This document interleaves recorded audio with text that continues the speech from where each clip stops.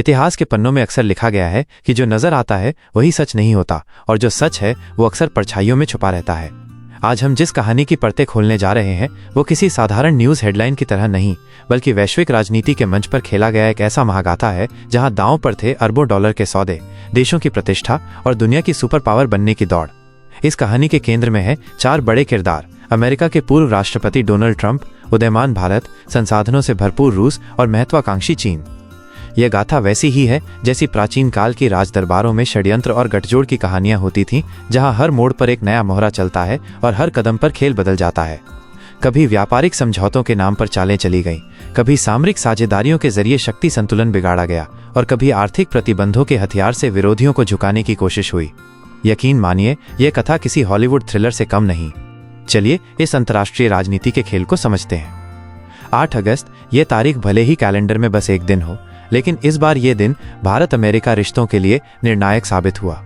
Donald Trump ने महीनों पहले धमकी भरे अंदाज में ये तारीख भारत के सामने रख दी थी। उनका अल्टीमेटम साफ था: 8 अगस्त से पहले रूस से तेल लेना बंद कर दो, वरना हम तुम पर और भी कड़े टैरिफ, आयात शुल्क लगा देंगे।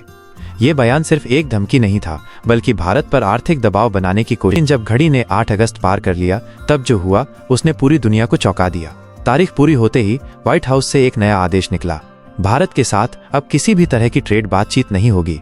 ये खबर इकोनॉमिक टाइम्स समेत भारत के तमाम बड़े मीडिया हाउस की हेडलाइन बन गई। Trump rules out trade talks with India amid 50% tariff dispute. लेकिन दोस्तों, असली धमाका तो अभी बाकी था। उसी दिन ट्रंप ने अमेरिकी चैनल CNBC को एक इंटरव्यू में कहा कि भारत से आने वाले फार्मास्यूटिकल इंपोर्ट्स पर टैरिफ 250% तक बढ़ाया जा सकता है। अब जरा सोचिए, 250% का टैरिफ मतलब 2.5 गुना कीमत। अमेरिका में इस्तेमाल होने वाली आधी से ज्यादा जेनेरिक दवाएं भारत से आती हैं। अमेरिका भारत के लिए सबसे बड़ा दवा बाजार है, जहां से भारत हर साल अरबों डॉलर की कमाई करता है। अगर ये टैरिफ लागू हो जाता तो अमेरिकी बाजार में भारतीय दवाएं 3 गुना महंगी हो जाती। लेकिन असल में ये वार सिर्फ भारत पर नहीं, बल्कि अमेरिका की अपनी जेब और अर्थव्यवस्था पर भी सीधा हमला होता।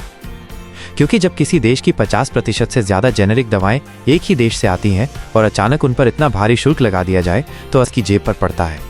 अगर आज अमेरिका में $1880 की दवा मिलती है और उस पर 250% टैरिफ लगा दिया जाए तो वही दवा $3540 या उससे भी ज्यादा की हो जाएगी।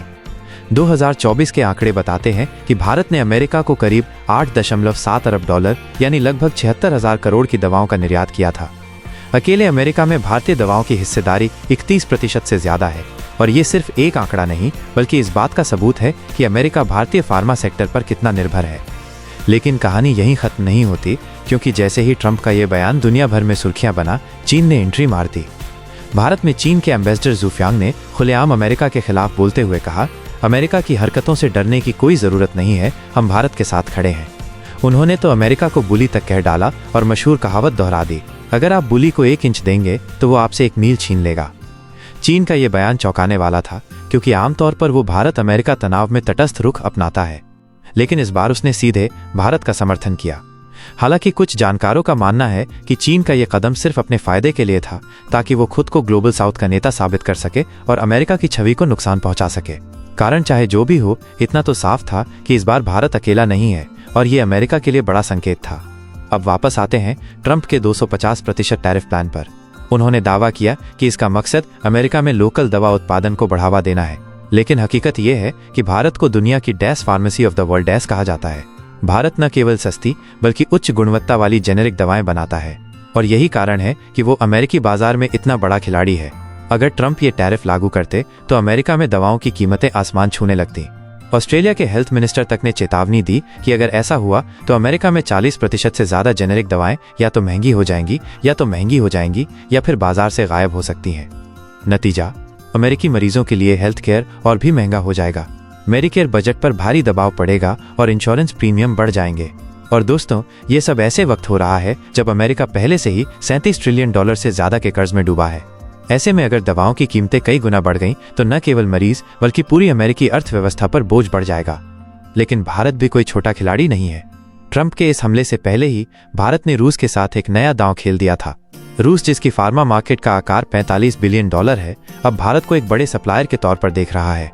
पिछले साल आई एक रिपोर्ट के मुताबिक भारत धीरे धीरे पश्चिमी देशों को पीछे छोड़ते हुए रूस का सबसे बड़ा फार्मास्यूटिकल सप्लायर बनता जा रहा है। रूस के पेंजाजा रीजन में भारतीय फार्मा कंपनियों को नई एक्सपोर्ट अपॉर्चुनिटीज मिल चुकी हैं। भारत ने पहले ही करीब 41 अरब डॉलर साइज वाली रूस की फार्मा मार्केट में अपनी पकड़ बना ली है और अब तो भारत अपनी कुछ मैन्युफैक्चरिंग यूनिट्स रूस में शिफ्ट भी कर रहा है ताकि सप्लाई चेन और मजबूत हो सके। ये कदम अमेरिका को साफ संदेश देता है, अगर आप हमें ब्लॉक करेंगे तो हमारे पास और भी बड़े बाजार तैयार हैं। इसी बीच ट्रंप का रुख भी धीरे धीरे नरम होने लगा। शुरुआत में उन्होंने जो आक्रामक टोन लिया था उसी पर चलते हुए उन्होंने ट्रेड टॉक्स बंद करने और 250% टैरिफ लगाने की धमकी दी थी, लेकिन दबाव और परिस्थितियों को देखते हुए उन्होंने फार्मा सेक्टर को तात्कालिक टैरिफ के प्रभाव से बाहर कर दिया। लेकिन ये भी सच है कि इस तरह की पॉलिसी लंबे समय में उल्टा असर डालती है।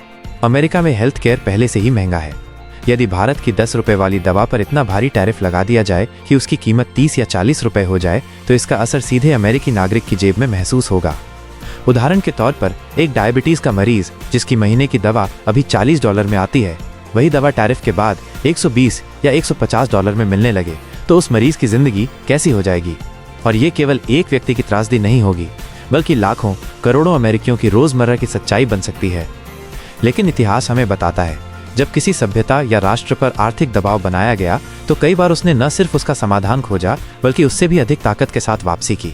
भारत की कहानी भी कुछ ऐसी ही है। ये वही देश है जिसने वर्षों तक औपनिवेशिक आर्थिक नीतियों का सामना किया, लेकिन आज न केवल रूस बल्कि अफ्रीका, लैटिन अमेरिका और एशिया के अनेक देशों में अपने फार्मा नेटवर्क को जाल की तरह फैला दिया है। और यही वजह है कि दवा, जो किसी भी राष्ट्र के लिए लग्जरी नहीं बल्कि नेसेसिटी है, एक ऐसा हथियार बन सकती है जिसे कोई टैरिफ पूरी तरह रोक नहीं सकता। इसलिए यह संघर्ष सिर्फ व्यापारिक टकराव नहीं है, ये एक शतरंज की बिसात पर खेली जा रही वो बाजी है जिसमें जीत तय होती है धैर्य से और सही समय पर सही चाल चलने से। ट्रंप का ये कदम चाहे भारत को दबाव में लाने के लिए उठाया गया हो, लेकिन इतिहास की गवाही है ऐसे दांव कई बार पलटकर खेलने वाले की अपनी अर्थव्यवस्था को चोट पहुंचा देते हैं।